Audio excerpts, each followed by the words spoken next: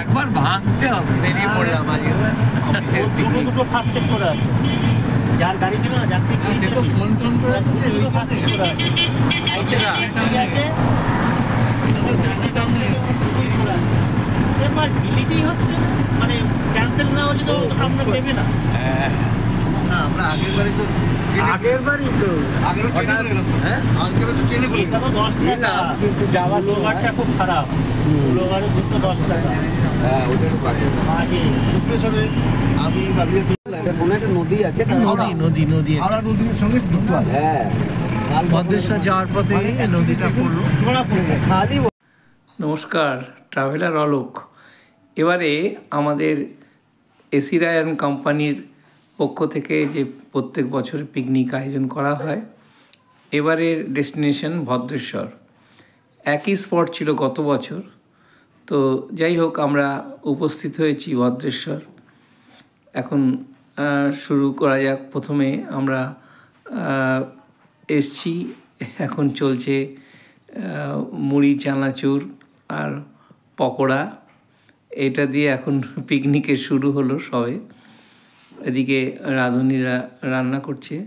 খুব সুন্দর বাড়ি এটা। ভদ্রেশ্বর মানে কলকাতা থেকে মাত্র 42 কিলোমিটার দূরে, গঙ্গার ধারে এই বাগান বাড়িটা নেওয়া হয়। প্রত্যেক বছরই এটাকে পিকনিক এই হিসাবে আসা হয়। এবারও এসেছি, গত বছর আমি আসতে পারিনি, সেই সময় আমি ছিলাম না। যাই হোক, এবারে আর আমি মিস করিনি, চলে এসেছি। খুব সুন্দর, একদম চিমচাম সাজানো গোছানো, কাছেই গঙ্গা এবং অনেকগুলো স্পট আছে। তার মধ্যে এই বাড়িটা একটা সুন্দর, একটা নিরিবিলি জায়গা এবং এর পরিবেশটা এত সুন্দর যে এটা কি বলবো মানে, এবং খুবই মিনিমাম চার্জ। যদি আপনারা এটা সঙ্গে যোগাযোগ করতে চান তাহলে আমি এই আমার ভিডিওতে নাম্বার দিয়ে দেবো, আর যোগাযোগ করে নেবেন। এবং এটা এত সুন্দর কমিউনিকেশন এবং কি সুন্দর জিনিসপত্র এখানে পাওয়া যায়, খুবই কি বলবো মানে নিজেদের বাজেটের মধ্যে এই সুন্দর বাগান বাড়িটা পিকনিক হিসাবে একদিনের জন্য বেছে নেওয়া যেতে পারে। খুব ভালো লাগবে। এবং সবথেকে বড় কথা, কাছাকাছির মধ্যে। ভদ্রেশ্বর হচ্ছে মেন লাইনে, বর্ধমান মেন লাইনে, ওই চুচড়া এর আগেই পড়ে, এটা চন্দননগরের আগেই হচ্ছে ভদ্রেশ্বর। তো ভদ্রেশ্বর নেমেই অটো বা টোটোতে এই বাড়িতে চলে আসা যায়, এই বাগান বাড়িটা। যদিও আগের থেকে এটা বুক করে রাখতে হবে, তা নাহলে পাওয়া খুব মুশকিল, খুব ডিমান্ড আছে। কারণ রেটটা খুবই কম এবং এখানে এত সুন্দর সব কিছু অ্যাভেলেবেল আছে। বিশেষ করে জায়গা তো খুব সুন্দর, অনেকটা জায়গা নিয়ে স্পট, এবং বাথরুম, পায়খানা যেগুলো সাধারণত লাগে সেগুলোও খুব সুন্দর, যাতে কারোর কোনো অসুবিধা না হয়। তো আমরা গত বছর থেকে আমরা এসি রায়ন কোম্পানির পক্ষ থেকে আমরা এখানে আসি এবং খুব সুন্দর একটা দিন উপভোগ করি, আনন্দ উপভোগ করি। তো এরকম একটা ছোট্ট পিকনিক স্পট এবং কাছাকাছি সব কিছু অ্যাভেলেবেল, এই জায়গাগুলো পাওয়াও খুব মুশকিল। কিন্তু যাই হোক, আমাদের গৌতম দা তার অনারে এই জায়গাটাকে বাছা হয়েছে এবং অ্যারেঞ্জমেন্টও খুব সুন্দর। তো আমরা আসা যাক আসল যে পিকনিকের যে আনন্দ, পিকনিকের আনন্দ উপভোগ করছি, কিন্তু আমরা একজনকে মিস করছি, তিনি হচ্ছেন সোমেনদা। সোমেনদা আজ আমাদের মধ্যে নেই, যারা আছে তাই তাকে সশ্রদ্ধ প্রণাম। যেখানেই থাকুক, ভালো থাকুক, সুস্থ থাকুক। এবং সেই সঙ্গে সঙ্গে এখানকার যে স্থানীয় পরিবেশে আমরা এখানে সুন্দরভাবে মানাতে পেরেছি, তার জন্য আমি তো অনেক ধন্যবাদ জানাবো সবাইকে। এবং সেই সঙ্গে সঙ্গে আমরা এই যে এরকম একটা সুন্দর জায়গা পেয়েছি খুবই কম খরচে, তো সত্যি সেটা সমস্ত কৃতিত্বই আমরা গৌতম দা এবং আমাদের কোম্পানি এসি রায়ন কোম্পানিকে জানাচ্ছি, তাদেরকে সাধুবাদ দিচ্ছি যে তারা এরকম একটা সুন্দর পিকনিকের অ্যারেঞ্জমেন্ট করেছে এবং তাদের এমপ্লয়ীদেরকে, সমস্ত এমপ্লয়িকে নিয়ে এবং সঙ্গে যারা ভেন্ডার এবং যারা কাজ করেন সেই সমস্ত কন্ট্রাক্টর, সাপ্লায়ার সবাইকে নিয়ে যেরকম একটা মনোরম পিকনিকের আয়োজন করা হয়েছে, তার জন্য আমি সকলের কাছে ধন্যবাদ জানাচ্ছি। বিশেষ করে কর্তৃপক্ষকে, এই যে আমাদের গৌতম দা, বাবলি আলম থেকে শুরু করে সবাই আছে এখানে। হ্যাঁ, এবার আসা যাক আমাদের আসল যে এই আনন্দ উপভোগ করার মধ্যে নাচটাও একটা পড়ে। তো যেমন খুশি নাচো, সুতরাং যার যেরকম মনে হয় সে সেইভাবেই এইরকম পিকনিকে নাচা গানা এই সমস্ত। আর খাওয়া দাওয়া অসাধারণ। বললাম শুরু করেছিলাম আমরা মুড়ি, চানাচুর, কফি, চা দিয়ে শুরু করেছিলাম। তারপর আস্তে আস্তে এলো পকোড়া, চিকেন পকোড়া, তার সঙ্গে সঙ্গে মাছ ভাজাও আছে এবং সঙ্গে আরও অনেক কিছু খাবার দাবার আছে। এগুলো হচ্ছে জাস্ট জলখাবার। সেই জলখাবারের পরে আমাদের নাচ শুরু হয়ে গেছে। যাই হোক, ওরা আর অপেক্ষা করেনি, অনেকক্ষণ অপেক্ষা করেছিল। পাশে বক্সও বাজছে, সেই বক্সের সঙ্গে সঙ্গে নাচ খুবই সুন্দর।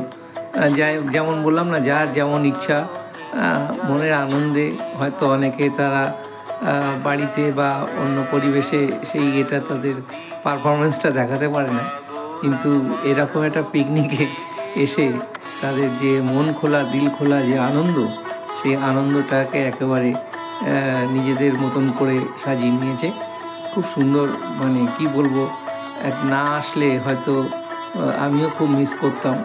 আমিও চেষ্টা করি প্রত্যেক বছর এই পিকনিকে আসার, একটা দিন খুব সুন্দর এবং ভালোভাবে কাটে। যাই হোক, এদের নাচ দেখতে দেখতে খুবই ভালো লাগলো এবং কি বলবো, যে এরা আনন্দ করছে, উপভোগ করছে সবাইকে নিয়ে, এটার মধ্যে একটা আলাদা আনন্দ আছে।